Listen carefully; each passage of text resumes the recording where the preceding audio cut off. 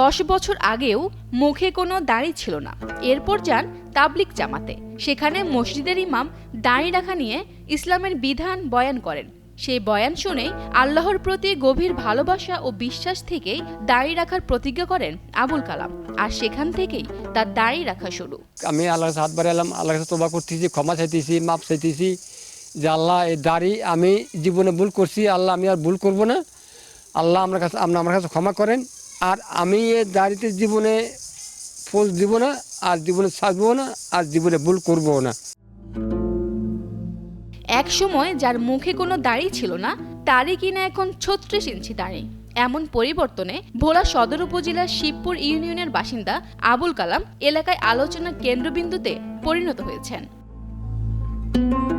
কালাম তার দাড়ির যত্নে নিয়মিত শ্যাম্পু ও তেল ব্যবহার করেন, আর মাঠে বা যে কোনো কাজ করার সময় গলায় পেঁচিয়ে রেখে কাজ করেন। এতে তেমন কোনো সমস্যা হয় না বলে জানান তিনি।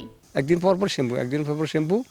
আর আমার ঢাকাতে থাকতে আমরা একটা কুমারিকা তেল ব্যবহার করতাম, আর কুমারিকা তেলের সাথে আতর মিশাই নিতাম। কাজ কামের কোনো সমস্যা নেই, আল্লাহর মধ্যে কাজ কামের ওয়াশরুমে যাওয়ার টাইমে আল্লাহ মনে করেন আমি সেভ করে পালাই, সেভ হয়ে গেল। এখন তারা আছে কি না বলাও যায় না, ধরাও যায় না।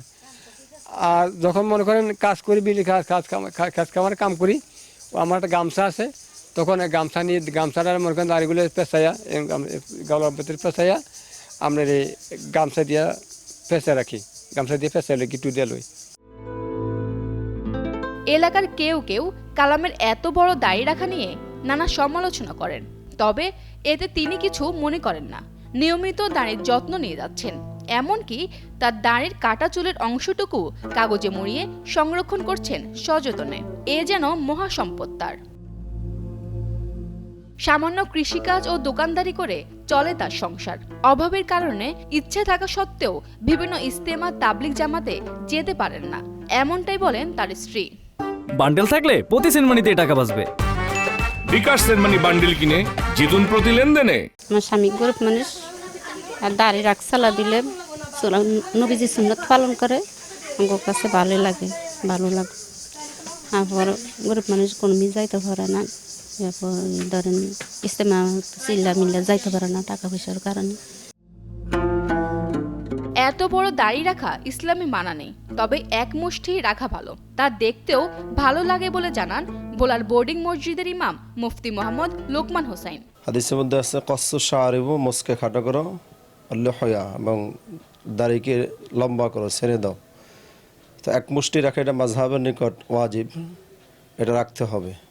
কেউ যদি লম্বা করে ছেড়ে দেয় তো একেবারে লম্বা, মানে এটা দেখতেও খারাপ দেখা যায়, যে নাভি হাঁটুর পর্যন্ত পড়ে যাবে। আর উনি যেটা বলতে চাচ্ছেন যে আমি এটা এক হুজুর বলছেন, বয়ান করছেন দাড়ি রাখা সুন্নত ওয়াজিব, এই দৃষ্টিকোণ উনি দাড়ি লম্বা রেখে দিয়েছেন। আসলে এটা এমনটি না যে দাড়ি এক মুষ্টি রাখলে চেহারা দেখতে সুন্দর দেখা যায়, এটা সবচেয়ে সুন্দর হবে আর কি, এক মুষ্টি রাখা। কালামের ইচ্ছে তার দাড়ি দিয়ে পবিত্র কাবাঘর মুছবেন, তবে এ স্বপ্ন কখনো পূরণ হবে কিনা তা জানেন না তিনি। ইচ্ছা থাকলেও যে হজ পালনের সামর্থ্য নেই তার। কালামের ইচ্ছে পূরণে সমাজের বিত্তবানরা এগিয়ে আসবে, এমনটাই প্রত্যাশা কালাম ও তার পরিবারের। ভোলা থেকে পরানা হোসেনের পাঠানো তথ্য ও চিত্রে ডেস্ক রিপোর্ট, কালের কণ্ঠ।